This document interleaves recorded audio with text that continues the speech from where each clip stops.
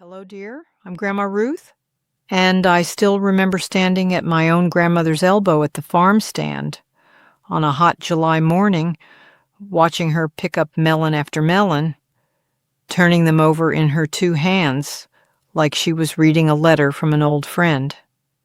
She'd hold each one up close to her ear for a moment, set it back down, pick up another, and move along the whole row that way, unhurried, like she had all the time in the world, while I stood there fidgeting in the heat, wanting to just grab the biggest one and be done with it. I was maybe 8 years old, and I finally asked her how in the world she knew which one to choose without ever cutting into a single one. She just smiled and told me, "Ruthie, the melon tells you everything you need to know if you're willing to listen." It took me a good many summers of my own, plenty of disappointing slices at the kitchen table, and more than one pale, watery melon sent straight to the compost heap before I finally understood exactly what she meant by that. Today, I want to pass every last bit of it along to you, so you never again haul home a watermelon that turns out pale and disappointing when you finally slice it open at the table in front of everyone waiting for a piece. Now, before I get to the secret trick, the one my grandmother saved for last because she said it never once failed her, I want to walk you through the whole process the way she taught it to me, piece by piece, standing right there beside the melon bins, the way she once stood beside me. Picking a good watermelon isn't one single trick so much as it's a handful of little tells, all working together. And once you know them, you'll wonder how you ever managed a summer picnic without them, reaching blind for whichever melon happened to be closest to your cart. The first thing I look for before I even pick the melon up is the field spot. That's the pale patch on the underside of the watermelon, the spot where it sat on the ground ripening in the sun while it grew. A watermelon that's truly ready to eat will have a field spot that's a deep buttery yellow, sometimes leaning toward orange if it's had plenty of sun. If that spot is white or worse, if there's no spot at all, put the melon right back down, because that tells you it was pulled off the vine too early before it ever had a proper chance to ripen where it was growing. A watermelon doesn't keep ripening once it's picked, not the way a peach or a banana will sitting on your counter. So whatever sweetness it had the day it was cut is exactly the sweetness you're going to get, no more and no less. That field spot is the single clearest sign of how long that melon was left alone to soak up the sun before somebody came along and took it home. I like to turn the whole melon over right there in the cart or the crate before I even consider anything else about it, because if that spot isn't right, there's really no need to bother checking any of the other signs at all. A big, wide, deeply colored field spot taking up a good bit of real estate on the underside usually means the melon sat out there a long while, soaking up sun and growing sweeter by the day. And that's exactly the kind of melon you want sitting on your kitchen counter. Next, and this is the part most folks skip right over because they don't know to look for it, run your hand across the skin and feel for the webbing. You'll see these little rough, brown, netted patches here and there on the rind, almost like a spider's been busy on the surface. Some folks call these sugar spots, and that's about right because they come from the bees visiting the blossom over and over while the melon was growing, and more bee visits generally means more pollination, which generally means a sweeter melon in the end. A watermelon with a good bit of webbing scattered across it, especially if that webbing looks thick and rough rather than thin and faint, is very often the sweeter pick sitting right there on the table next to a perfectly smooth one that looks nicer but hasn't got half the flavor. I've had folks at the farm stand actually push those webbed ones aside thinking they looked damaged or diseased somehow. and I always have to stop and explain that it's nothing of the sort. It's simply a badge of honor from a busy summer full of bees doing their work in the patch. Then there's the weight of the thing, and this one surprises people every time. Pick up 2 watermelons that look to be about the same size, and more often than not, they won't weigh the same in your hands. Always go with the heavier one. A watermelon is mostly water, that's no secret, but a ripe one is absolutely packed full and dense with that sweet juice all the way through, while an underripe one has a bit more air and fiber inside it, and simply won't feel as solid for its size. My mother used to say a good watermelon should feel like it's trying to slip right out of your hands from the weight of it, and she wasn't exaggerating by much. I still do this little test every single time, picking up 2 melons of roughly matching size in either hand, one after the other, sometimes going back and forth between 3 or 4 before I settle on the heaviest of the bunch, and I don't mind one bit if I look a little foolish doing it right there in the produce aisle with folks watching. Now look at the shape of the melon itself. You want something that's fairly symmetrical, whether it's round or that classic oval shape, without any strange lumps, dents, or flat sides thrown in. A lopsided watermelon usually grew under uneven conditions out in the field, maybe not enough water on one side, maybe too much shade, and that unevenness in growing very often shows up as unevenness in the flesh once you cut it open, meaning part of the melon will be sweet and part of it will taste flat and disappointing. It doesn't need to be a perfect shape. Mind you, nature rarely bothers with perfect, but you want to steer clear of anything wildly misshapen, the kind that looks like it's got a great swollen bulge on one end and pinches in tight on the other, since that tells you the melon likely struggled through part of its growing season and never quite evened itself out. Take a look, too, at the little curly tendril near the stem, if the melon still has one attached. That thin, wiry, pigtail-looking piece of vine will tell you plenty. If it's still green, the melon was almost certainly picked too soon. If it's brown and dried up and crispy to the touch, that's a strong sign the melon was left on the vine right up until it was fully ripe before anyone ever cut it free. Not every watermelon at the store will still have this tendril attached, since it can snap off during harvesting and shipping, but if you do spot one, treat it as a real gift, because it's about as honest a sign as the melon can give you. I still remember the pride I felt the first summer I picked out a melon all on my own, tendril and all, and brought it home to my grandmother, who took one look at that little dried curl and told me I'd finally learned to see what she saw. And don't forget to look at the overall color and sheen of the skin while you're at it. A ripe watermelon tends to have a dull, almost matte look to the rind, not a bright shine to it.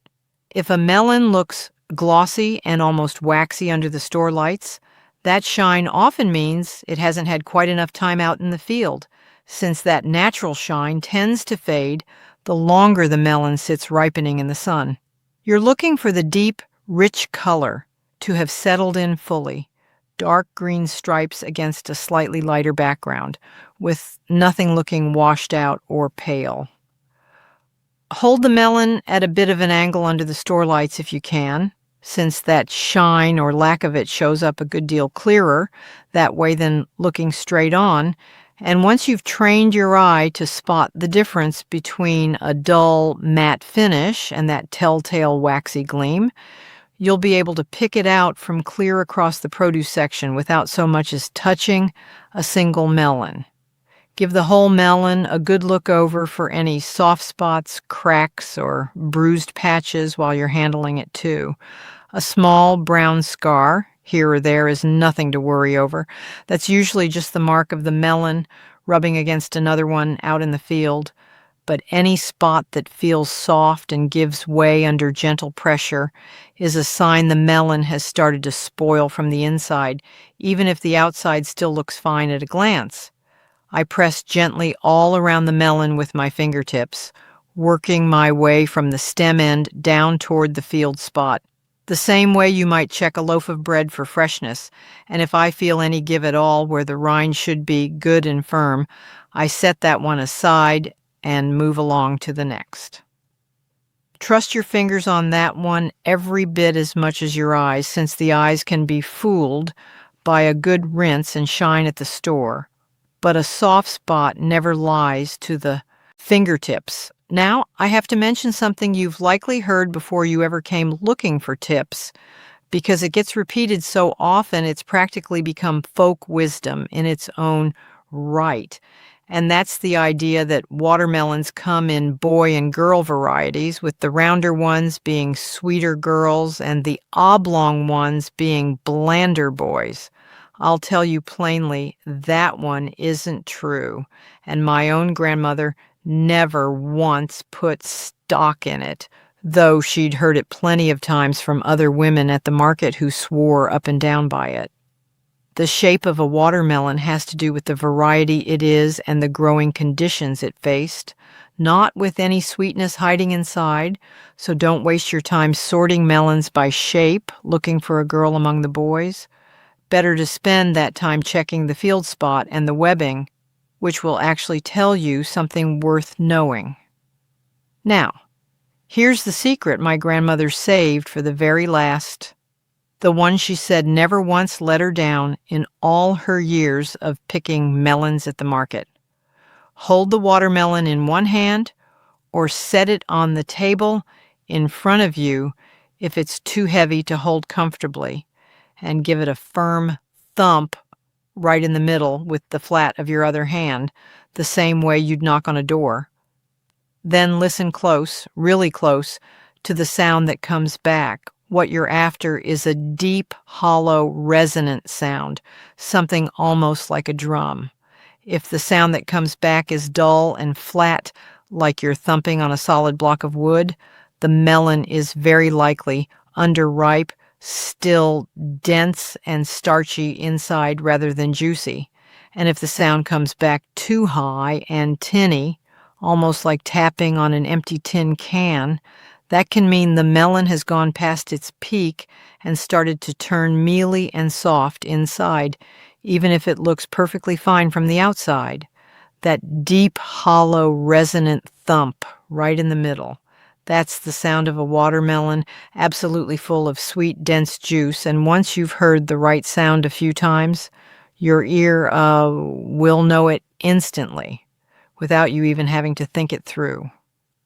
My grandmother used to close her eyes while she did it, like she was listening for a particular note in a song, and I do the very same thing to this day.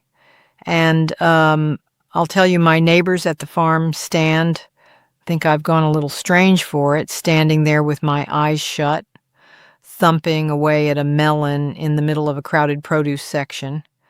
But I haven't picked a bad melon in more years than I can count, and I've stopped caring one bit what anybody thinks while I'm doing it. If you're ever unsure whether the sound you're hearing is the right one, try thumping 2 or 3 different melons in a row right there in front of you, so your ear has something to compare against. The difference between a dull thud and that deep, hollow ring becomes a good deal easier to hear once you've got 2 sounds sitting side by side in your memory, rather than trying to judge just one melon all on its own.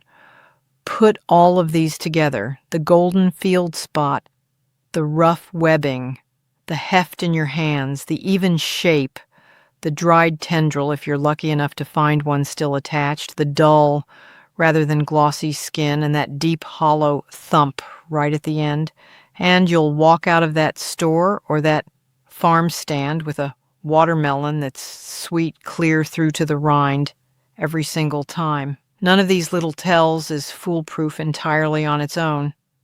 Mind you, a good melon can occasionally lose its tendril, in shipping or have a bit of extra shine from a recent rinse at the store.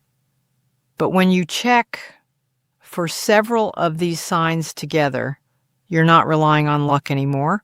You're reading the melon the way my grandmother taught me to read it all those years back. Now, once you've got your prize melon home, there's a bit more to know if you want to enjoy it at its very best. And these are the little bonus tips I like to pass along whenever the subject of watermelon comes up around my kitchen table. First, don't be in a rush to refrigerate a whole watermelon the moment you bring it home. If you're not planning to cut into it for a day or two, it's actually better off left out on the counter at room temperature, since studies have shown a watermelon left whole at room temperature can actually develop even more of its beneficial nutrients over those first couple of days than one that goes straight into the cold. Once you've cut it open, though, that's a different story entirely, and the cut pieces should go into the refrigerator, wrapped up snug in something that keeps the air off the exposed flesh, and eaten within about 4 or 5 days for the best flavor and texture. Beyond that, the flesh starts to weep its juices and turn a bit mushy and dull tasting, so I always try to only cut open as much melon as I know my family will actually get through in that window. Second, when you do slice it open, take a moment before you even taste it and simply look at the flesh. You want to see a deep, vibrant red or pink color, consistent all the way through without any pale or whitish streaks running through the middle. Those white streaks, sometimes called white heart, generally mean the melon didn't get quite enough heat or sunshine while it was ripening. And take a look at the seeds too if you've picked a variety that still has them. Mature seeds should be a good solid black or dark brown. If you see a lot of small, white, undeveloped seeds scattered through the flesh, that's one more sign the melon was harvested before its time, even if every other test you ran on the outside looked promising. It's not a fault of yours if this happens now and again. Even the most careful shopper gets fooled once in a while, but it's good to know so you can steer clear of that same bin or that same grower next time around. Third, when it comes time to slice, cut off the very ends first, top and bottom, so you've got a flat, stable base to work from. Then stand the melon up and slice straight down through the middle. From there, you can cut it into halves, then quarters, then long wedges, or if you're serving a crowd, go ahead and cube it up into bite-sized pieces for a big bowl. I always keep my knife nice and sharp for this job, since a dull blade tends to crush the flesh right at the edge of each cut instead of slicing clean through. And that bruised edge will turn mushy and start weeping juice a good deal faster than a clean cut will. A long, thin blade does a better job than a short, stubby one, since it can pass clean through the whole width of the melon in one smooth stroke, rather than sawing back and forth, which only tears up the flesh along the cut line. Fourth, and this one my own grandmother swore by, don't you dare throw away that rind once you've eaten the sweet red flesh down to the pale green edge. Trim off the tough outer green skin with a paring knife, and what's left, that firm, pale, slightly crunchy layer just beneath it, can be pickled up beautifully with a bit of vinegar, sugar, and a few whole spices like cloves and cinnamon stick, simmered together and left to sit in the jar for a week or so in the refrigerator. It makes a fine little relish alongside a summer ham dinner, and it was the kind of thing nobody in my family would have dreamed of throwing straight in the trash back when I was young, when a garden's harvest was treated like something precious, clear down to the very last scrap of it. I still put up a few jars of it every August, and it's often the first thing to disappear from the pantry shelf come the holidays, long after the fresh melon itself is nothing but a memory of summer. And finally, if you happen to have a bit of leftover watermelon that's gone a touch too soft or mushy to enjoy sliced on its own, Don't toss that out either. Puree it up in a blender with a squeeze of lime and a small pinch of salt. And you've got yourself a refreshing cold soup for a hot afternoon, or freeze that same puree in ice cube trays and drop a cube or two into a glass of lemonade or iced tea whenever you want a little extra sweetness, without watering the drink down the way a plain ice cube always will. One last word before I let you go, and it's about those pre-cut containers of watermelon chunks you'll find sitting in the cold case at the grocery store. I understand the appeal of them on a busy day, but I'd urge you to be a bit cautious there, since once a watermelon has been cut up, there's no way left for you to check the field spot, the webbing, the weight, or give it that good honest thump. You're trusting entirely in whoever cut it that day. And more often than not, in my own experience, those pre-cut pieces come from melons that never would have passed my grandmother's test in the first place. A little extra time spent choosing a whole melon yourself, right there with your own two hands, is time well spent, and it costs you nothing but a few extra minutes in the produce aisle. As for serving, a watermelon tastes best good and cold, chilled through in the refrigerator for a couple of hours before you cut it, rather than icy straight from the coldest part of the fridge, or worse, warm off the counter on a hot day, since the flavor comes through clearest somewhere comfortably in between. So there you have it. Everything my grandmother ever taught me about choosing a watermelon, right down to that secret thump she never once got wrong in all her years. Give that field spot a look, run your hand across the webbing, weigh it in your palm, check the shape and the tendril if you can find one. Notice whether the skin looks dull or shiny, feel around for any soft spots, and finish it all off with that good firm thump, listening for the deep hollow sound. Do that, and you'll be bringing home a sweet, juicy watermelon all summer long. The kind that gets passed around the table with everyone reaching for a second slice before the first one's barely finished, and nobody left disappointed staring down at a pale, watery piece, wondering where they went wrong. I'd love to know down in the comments whether your own family had a trick of its own for picking melons, since I do believe every kitchen has a story like that tucked away somewhere, passed down from someone who came before, whether it's about watermelon or something else entirely from the garden. And if you give this thump test a try this weekend, come back and tell me how your melon turned out. I always love hearing that it worked just as well for you as it did for my grandmother all those summers ago. I'm Grandma Ruth. Thank you for listening to Grandma Knows Best.